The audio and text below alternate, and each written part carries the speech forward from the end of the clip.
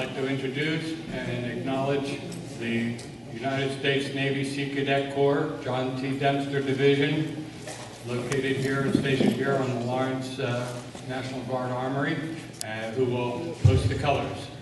So please, post the colors at this time. Please all stand.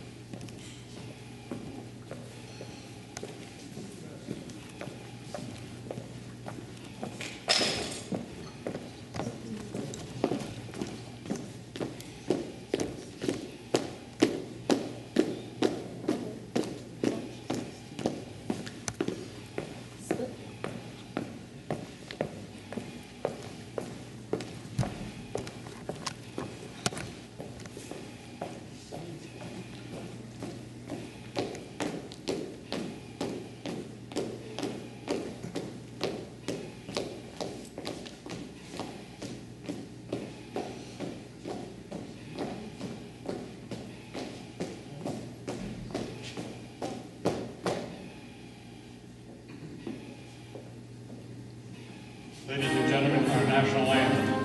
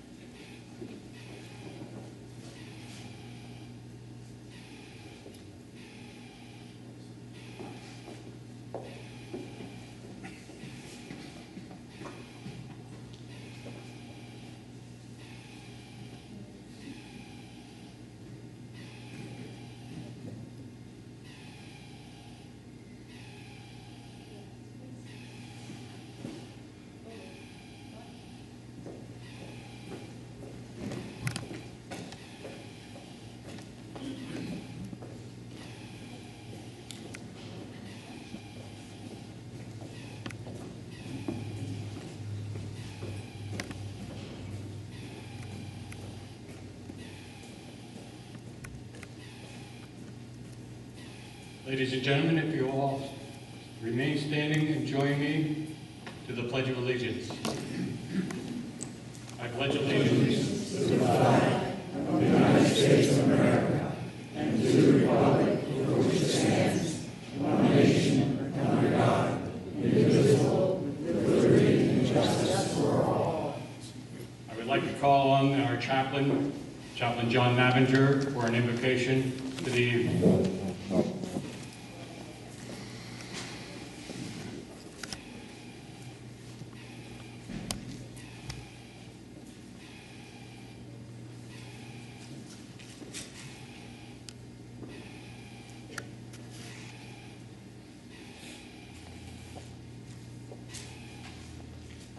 Please bow your heads. Dear Lord, we ask that your blessing on this reunion of old warriors, veterans, their families and friends, and those who have gone on before us since our last reunion. In the name of God, say Amen. Amen.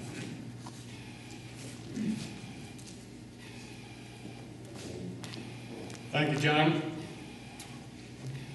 Please have your seat.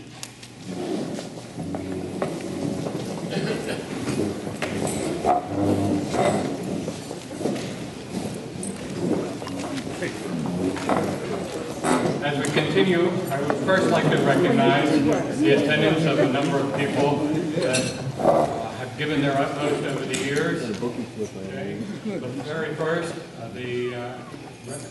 recognizing the attendance of United States Congressman Rush Holt.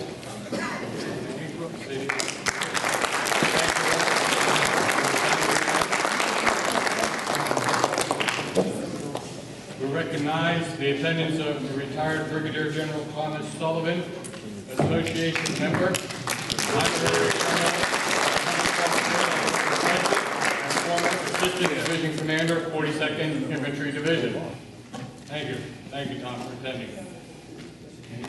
I'd also like to recognize the attendance of several of those that reached the highest levels of the military during their tour of service.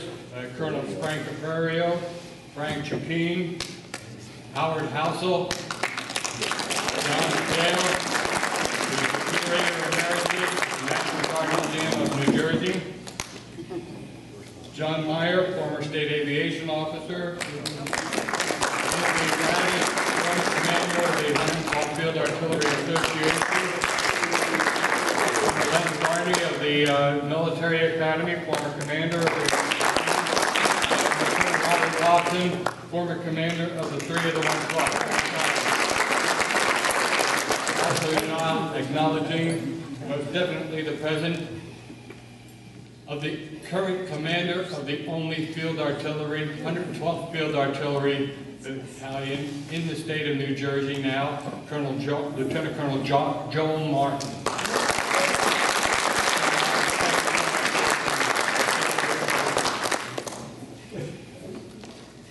I would also like to thank and remember the veterans who are too many to account for today, but are not able to join us. And today they are symbolized, their absence and their presence on duty worldwide, today and in the past, and hopefully in the future, signified and symbolized by the empty table to your front left. I'd like to thank the intent of, but absence of the 63rd Army Band, who we've heard from for many years. Okay? They encountered severe damage to their equipment and their storage location, which is at Seagirt, New Jersey, a week and a half ago during the passing of the hurricane. They wanted to come. I heard several times from the chief, Dorinda Garrison, who leads the band at all of their ceremonies, and they just felt, well, they couldn't even get to the building. They were told they would not be allowed into the building because of the potential damage. They would not be allowed in until the building was thoroughly dried out and inspected to make sure it was safe to enter the building after.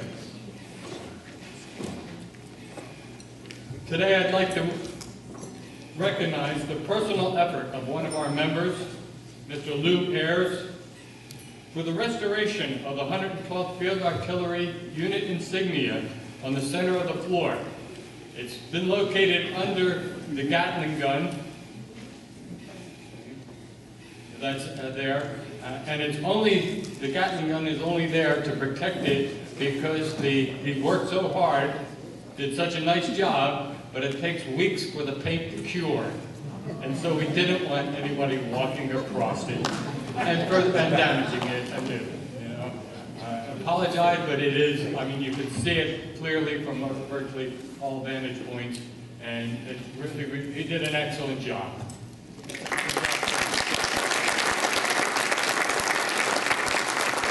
I want to personally thank the association members, and especially a number of the people from the cannon shop, or those that stop up on our daily coffee klatch Tuesdays and Fridays, for their efforts in helping put this affair together today. And finally, again, I recognize the New Jersey Naval Sea Cadets.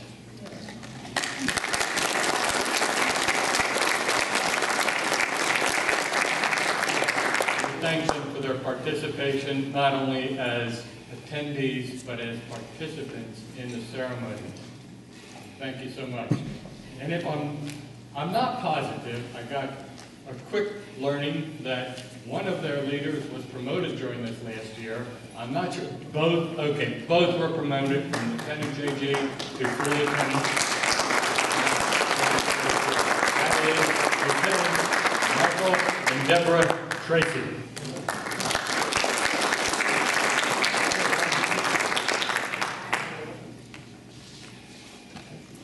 Many of our members who have in years past attended this affair, and some who would have liked to attend today, were impacted upon by the passing of Hurricane Sandy, and have yet to fully, and some even partially, recover from the damage that it caused.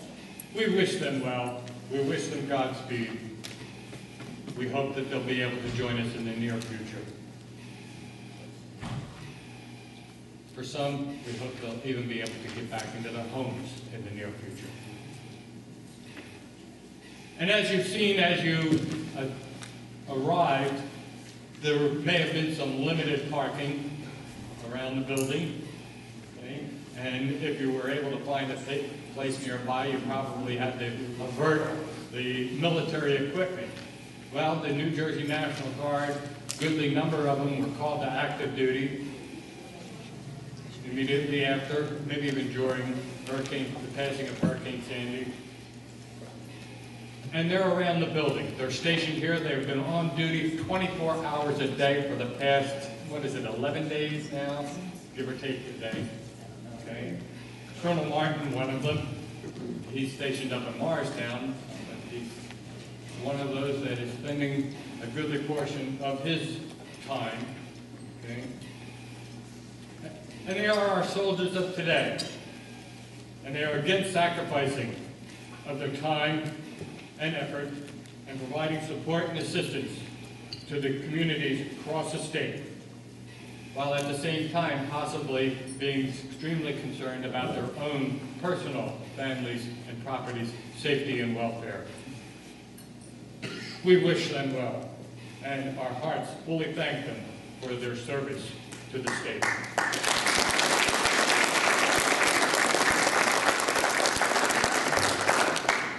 The John T. Dempster Jr. Division of the United States Naval Sea Cadet Corps, stationed here again at the Army, as I said, honors our veterans by annually participating in the Reach Across America program, which from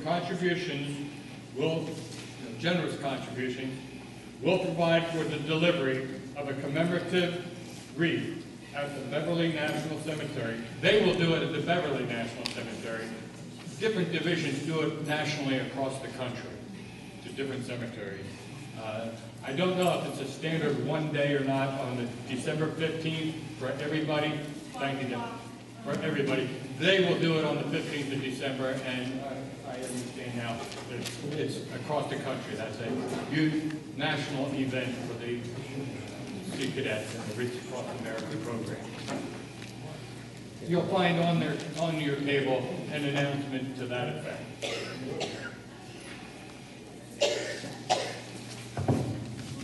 On the 11th hour of the 11th month of 1918, An armistice, or temporary cessation of hostilities, was declared between the Allied nations and Germany in the First World War, then known as the Great War. Commemorated as Armistice Day beginning the following year, November 11th later became dedicated as Veterans Day in the aftermath of World War II and the Korean War. A day dedicated to American veterans of all wars. Congress passed a resolution that the recurring anniversary of November 11, 1918 should be commemorated with Thanksgiving and prayer and activities designed to perpetuate peace through goodwill and mutual understanding. Veterans Day pays tribute to all American veterans, living or dead, but especially gives thanks for the living veterans who served their country honorably during both peace and war. We come together today not only to remember our own service to the 112th Field Artillery Units, but also to remember the sacrifices of those who fought in all our nation's wars, to celebrate contributions of all veterans of military service, and to rededicate ourselves to the task of promoting and enduring peace. It remains our purpose in part here today of remembering those who fought and died, celebrating all veterans, and promoting an enduring peace. We take a moment now in this celebration of our own service to acknowledge the service of those who could not attend today and publicly thank them for all carrying on the military tradition. A team from the Sea Cadets will present a bouquet of flowers to the absent members.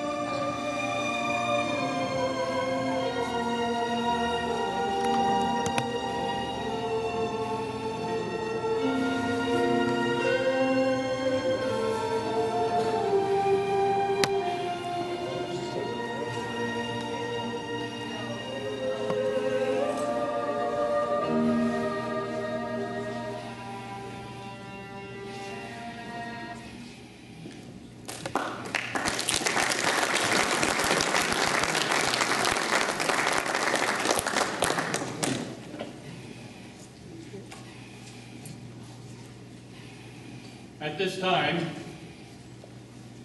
I would like to call forth, and John, you brought it with you. Where's John?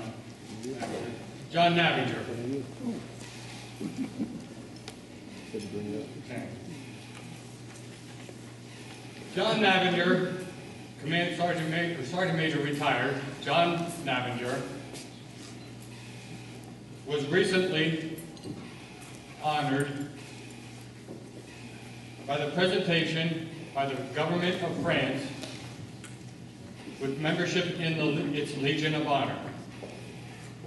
The Legion of Honor, or in full, the National Order of the Legion of Honor, is a French order established by Napoleon Bonaparte in 1802.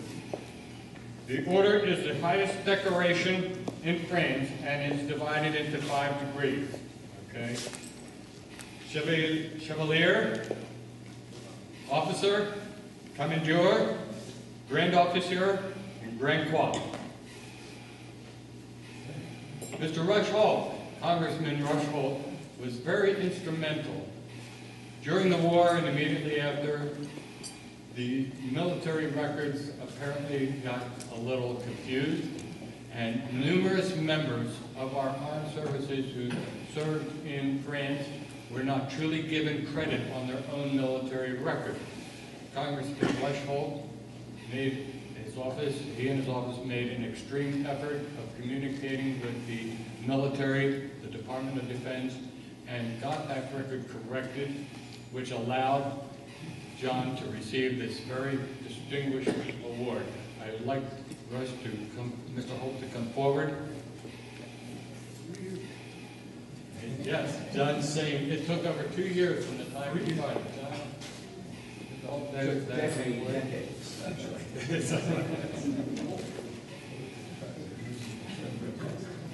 May I Please, it is your mic. Thank you, Commander. I'm Rush Holt. For many of you, I'm your representative in Congress. And as such, I get to do and have to do many different things. But one of the most satisfying is when I am able to help a veteran get the recognition that that veteran is due. There are a number of veterans of the Second World War who in 1945 were interested in getting back to their lives and not interested in medals and parades. And now, sometimes with their grandchildren or others, are wondering whatever happened to those medals, Bronze Star or whatever, that dates back to action in the Second World War.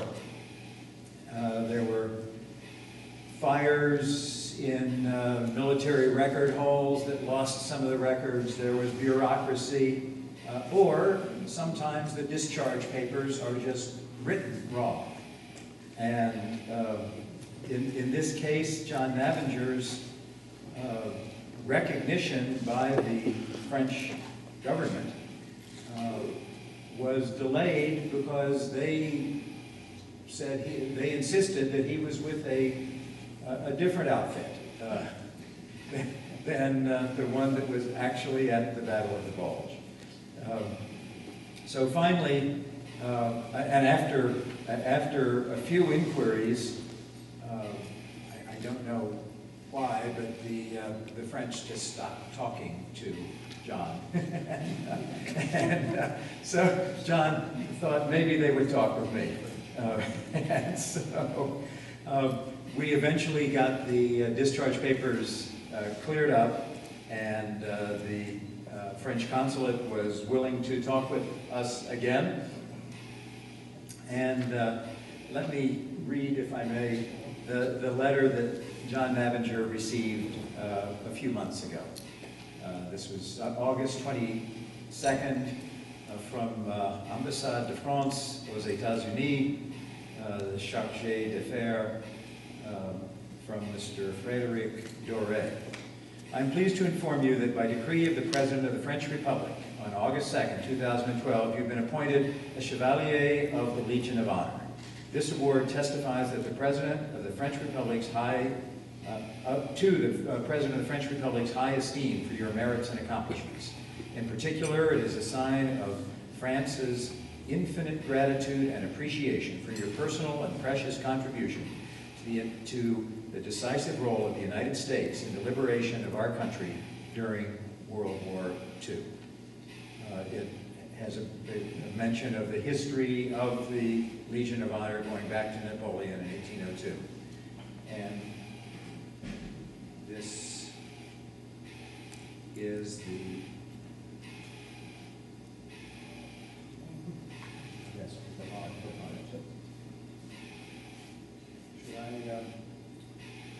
should I put this? Yeah, may I? I'm not sure how we will get it to hold, but we'll try. These look wicked. These pins look wicked.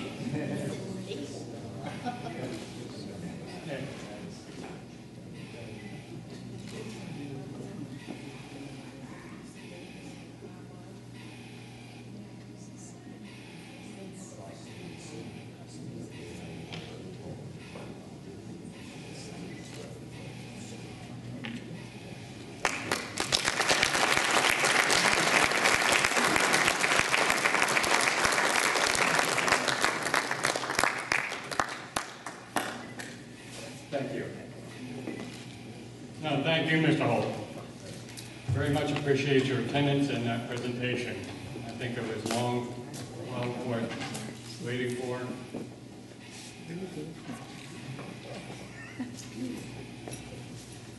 I would next like to call on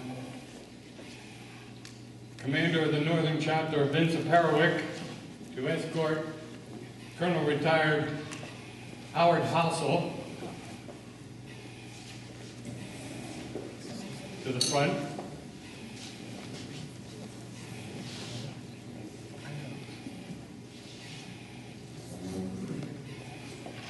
And as he approaches, I would appreciate and suggest that all members, all attendees who proudly wear the Order of St. Barbara medal, the ancient order of St. Barbara, to stand.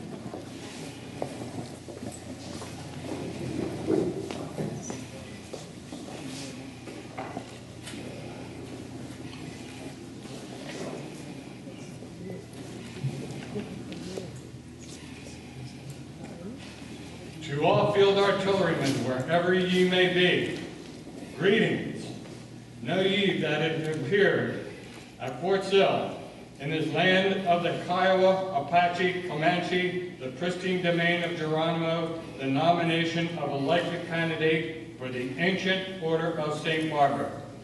Be it remembered that the hereinafter mentioned individual has been inspected and passed upon by ourselves and our loyal staff, and be it known by all ye field artillerymen who may be honored by this individual presence that Colonel Retired Howard C. Housel has been tried and found worthy to be numbered as one of our trusty members and has been gathered to our fold and duly initiated into the solemn mysteries of the tradition of brotherhood of stone hurlers, archers, catapulters, rocketeers, and gunners. Be it further understood that we hereby confer upon this individual the shield of St. Barbara emblazoned above, and enjoin all field artillerymen henceforth to show due honor and respect whenever this individual may enter their midst. Given under our hand this 11th day of November 2012, and it is personally signed by the Commander, Fort Sill, James N. McDonald, Major General.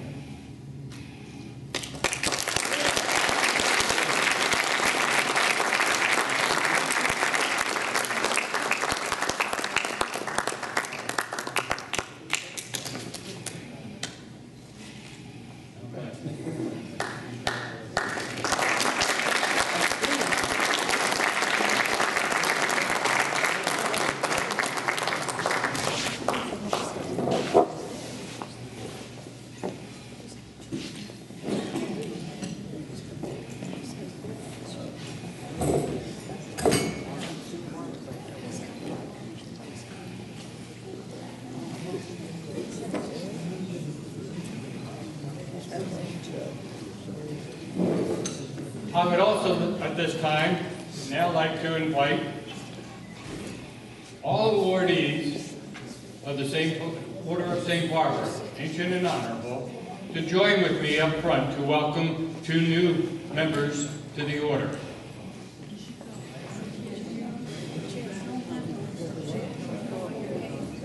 Please, all honorees, all wearers.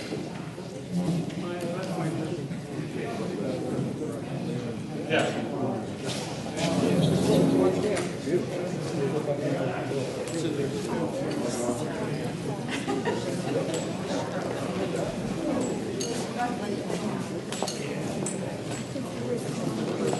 And now I would like to ask,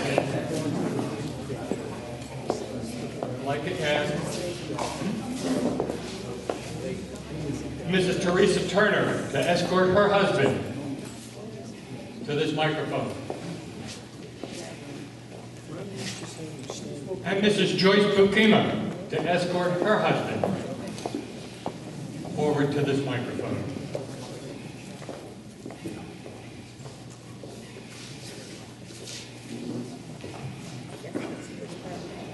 Mrs. Listen, everybody sit down and speak immediately. Give me 100 and I'll take it down and this to that. Well, yeah, that's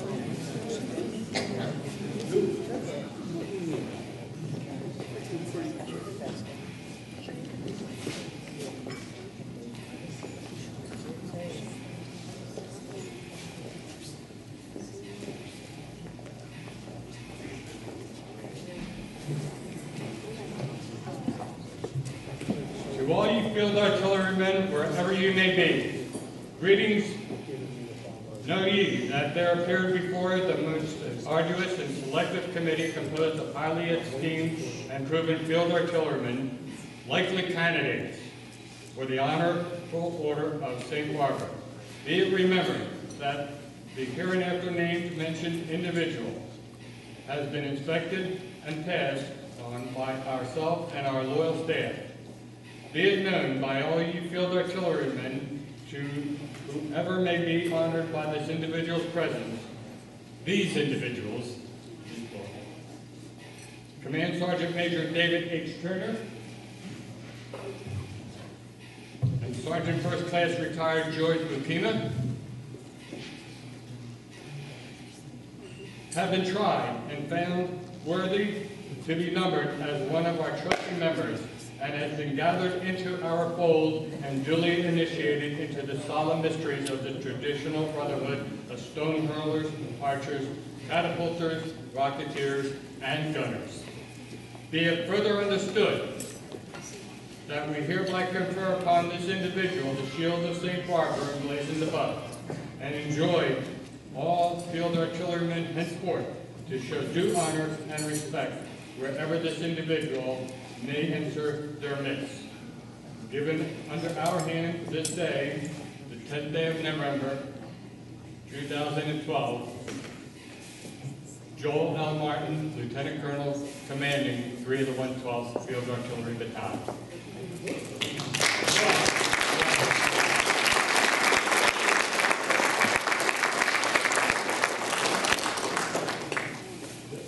Thank you all.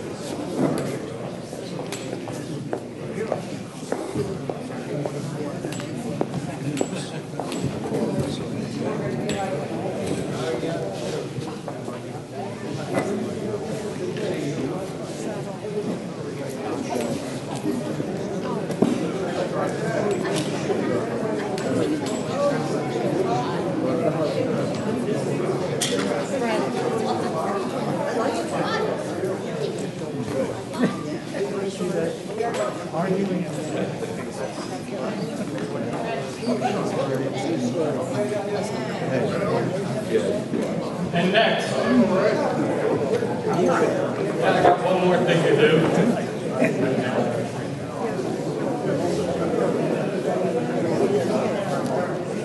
For a number of years, we've been fortunate enough, I feel, we've been very fortunate, to have memories of these events, not just this reunion,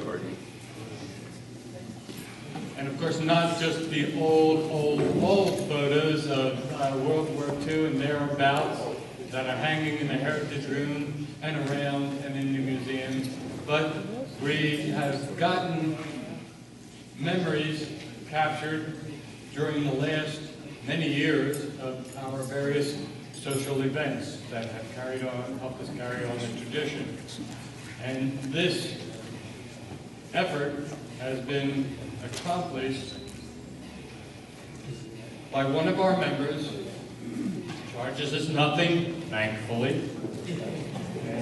But I would like to recognize, because for a while I did it myself for in addition to what he was doing, walked around taking photographs and films and pictures and things, you know. It's a job. And you really don't get to really enjoy the evening when you're doing that. So, Mr. Paul Kale, please come forward, because I'd like to recognize him this year.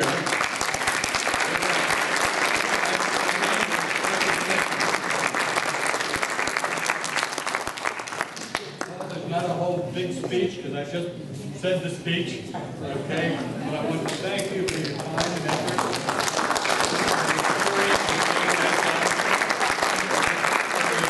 Joe Martin, Commander, 381 Field Artillery.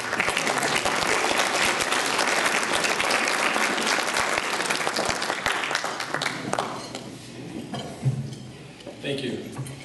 It's certainly a pleasure to be among fellow artillerymen this evening. I've had a wonderful time. Certainly privileged to represent the Adjutant General, Brigadier General Michael Kniff tonight as your guest speaker. As you probably already know, most of my battalion is currently deployed right now in Morristown, as well as Toms River, in response to the Hurricane Sandy that came through New Jersey. But this is a welcome break, actually, to be amongst you tonight and to be your guest speaker. And I'm privileged to actually be speaking on behalf of Veterans Day. In a couple of days, we're going to be honoring patriots and our heroes. I'm talking, of course, about 24 million Americans who put the good of the many ahead of their own needs and made the sacrifices that come with joining our armed services. They are a special group of individuals whose unaccountable acts of bravery help further the cause of freedom in some of the most hostile places on earth. Their sacrifices safeguard this nation and help it survive some of its darkest hours. Veterans are common men and women who committed uncommon acts of heroism in places as far-flung as the beaches of Normandy, the hills of Korea, the jungles of Vietnam, and the mountains of Afghanistan. Over the past 2 weeks, we have also seen the acts of selfless service and heroism right here in New Jersey. When Hurricane Sandy bore down on New Jersey with a ferocity unmatched by any storm in recent memory, more than 2,000 New Jersey National Guard airmen and soldiers answered the call to duty. They reported for duty even though they knew that the storm also threatened their own homes. They did it because they swore an oath to serve. They did it because they knew that the people in their communities and the people across the state were counting on them. And they didn't let them down. New Jersey National Guard soldiers and airmen helped more than 6,000 of their fellow citizens to safety, evacuating residents from flooded and dangerous areas, and then assisting efforts to shelter the many thousands displaced by the storm. When a levee broke in Hackensack, on the Hackensack River, sending a 5-foot wave of water into the Bergen County communities of Moonachie and Little Ferry, the National Guard was there, and there fast. National Guard troops dispatched from the Teaneck Armory at the height of the storm's fury reached those two towns in 28 minutes to begin rescue operations. There are Hurricane Sandy stories just like that one that could be told about countless National Guard soldiers and airmen who responded to this storm over an area that stretches 150 miles, and many of them, as I said, remain on duty today. The heroes of Hurricane Sandy are no different than Marines who raised the flag in Iwo Jima, or the Navy SEALs who acted decisively to end the life of the man who caused the death of more than 3,000 Americans on September 11, 2001. They did it not to do it for personal gain or glory. They did it because they heard the call to duty, and they answered. So on behalf of the Governor, Chris Christie, and Brigadier General Michael Kniff, the Adjutant General, let me thank you for attending this event, Your being here demonstrates you understand the importance of this day. This day, we honor those who serve, those who sacrifice, and those who will serve in the future. Right now, American soldiers, sailors, airmen, and Marines are serving in more than 100 nations across the globe. These men and women are America's warriors. They protect this nation from those who reject the notion that a government should respond to the will of its people, not dictate how they must act or what they should believe. They protect this nation from those who do not believe that a free people are a strong people. They protect this nation from a determined enemy that has shown disregard for human dignity and basic human rights. But the men and women who serve today are more than just fighters. They are providing humanitarian assistance in Africa, helping Latin America, authorities stem the flow of illegal narcotics, and advising Eastern European nations as they build their democratic institutions. It has been said that one of the true measures of a people can be found in how well they treat their veterans.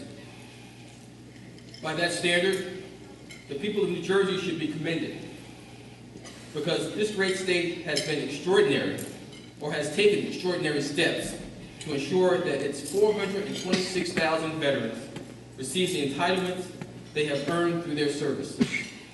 The New Jersey Department of Military and Veterans Affairs has established a statewide network of veteran service officers whose only job is to ensure that all veterans are able to access a vast array of state benefits as well as those established by the federal government. New Jersey is a leader among states in creating a safety net to help veterans from all eras if they find themselves in crisis. New Jersey was among the first states to create a toll-free hotline to help veterans get mental health counseling if they find themselves in need. It's a hotline for veterans, run by veterans. The State Department of Military and Veterans Affairs operates Veterans Haven, a transitional housing program that gives counseling and training, job training to veterans who have fallen on hard times. Veterans Haven has helped hundreds of once homeless veterans restore their dignity and regain their status as productive members of society. The state of New Jersey is also especially committed to serving its veterans as they age. The Department of Military and Veterans Affairs operates 3 memorial homes that offer unparalleled care to our veterans in their senior years. And no state can offer a more beautiful and dignified final resting place for its veterans than here at the Brigadier General Doyle Cemetery. In a couple of days, we will be celebrating or honoring Veterans Day. It is the day we thank men and women among us who have been the torchbearers of freedom and democracy. They have served our nation in war and in peace. They deserve our gratitude, our recognition, and our advocacy for all causes that help this great nation's veterans. And I thank you for attending this event. And I know many of you are artillerymen, so as the 3rd of the 112th Battalion Commander, I just want to give you a quick update on what's been going on in the 3rd Battalion, 112th Field Artillery. As you know, since 9/11/2001, many of my soldiers have answered the call to duty. Not once, not twice, in some cases 3 times. Our Bravo battery, that was currently in Lawrenceville at the time, 2004-2005, deployed to Iraq in lieu of military police companies in Baghdad, Iraq.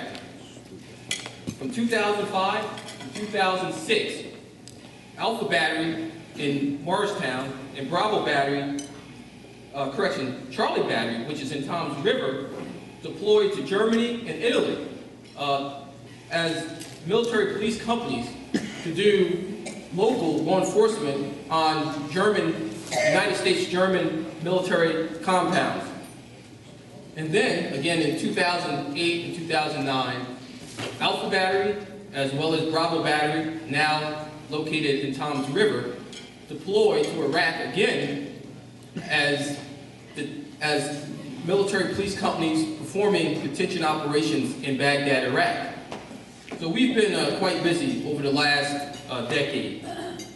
Also, the battalion has been in the process of transformation. We have fully transformed from what used to be an M109A5 self-propelled howitzer battalion to a new light M119A2 Alpha 2 howitzer towed artillery battalion. That transformation was officially complete 2 years ago in 2010, when we conducted new equipment training of our new M119A2 howitzers at Camp Grayling, Michigan.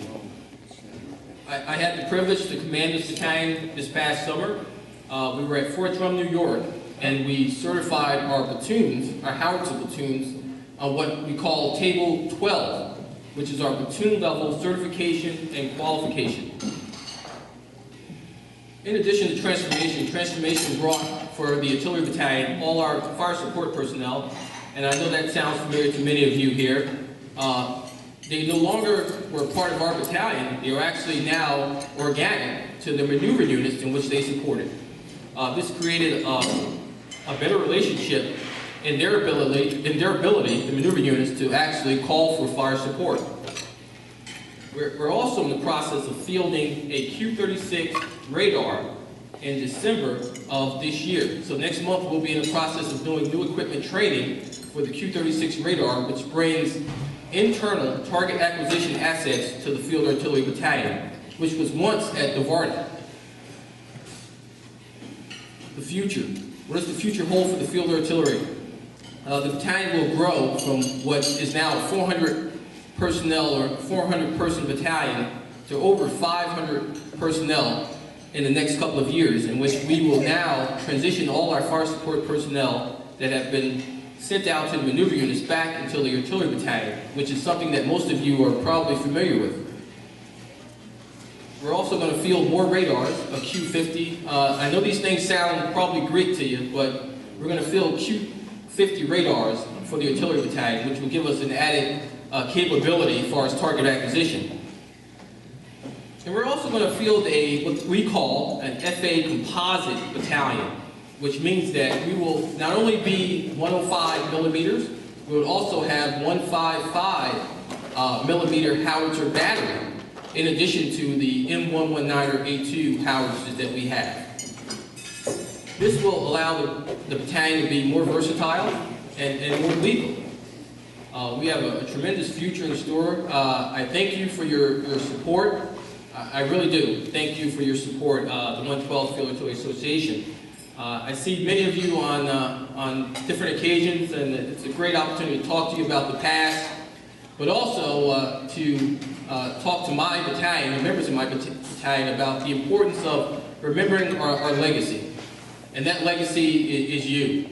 And you represent such an important part of the battalion as we move forward into the future. And I thank you for your commitment. I see the red jackets. Thank you for supporting this wonderful organization. Thank you for your commitment to carry on the field artillery tradition. I am just pleased to be a part of this Red Lake community that we have here in New Jersey.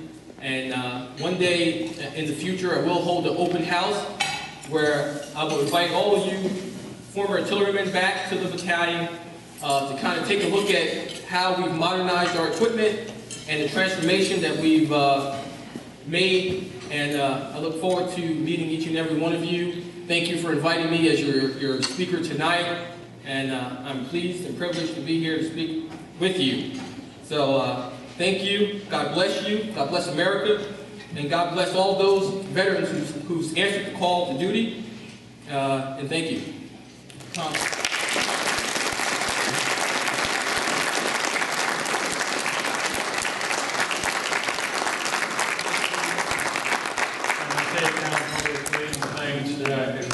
In behalf of everybody gathered here tonight, Joel Martin, Colonel Joel Martin, thank you very much for coming and for your words tonight.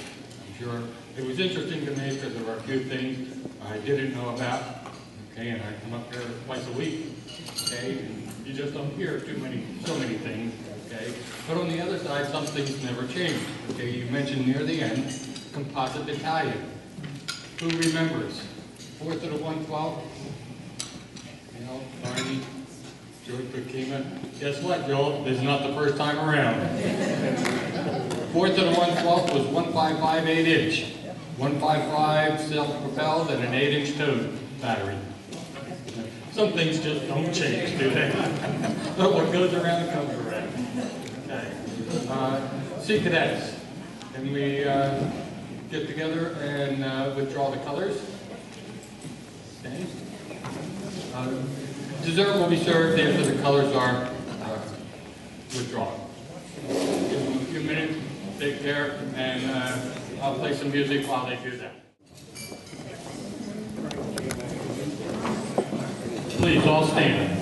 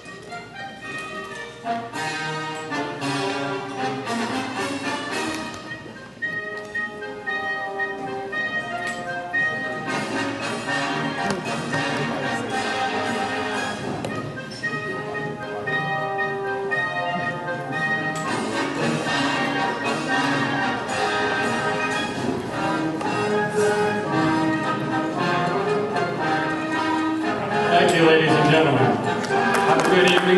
Dessert will be served shortly. You're about ready. Okay. Please take a moment for your dessert. Thank you very much. For bringing part. Please remember to try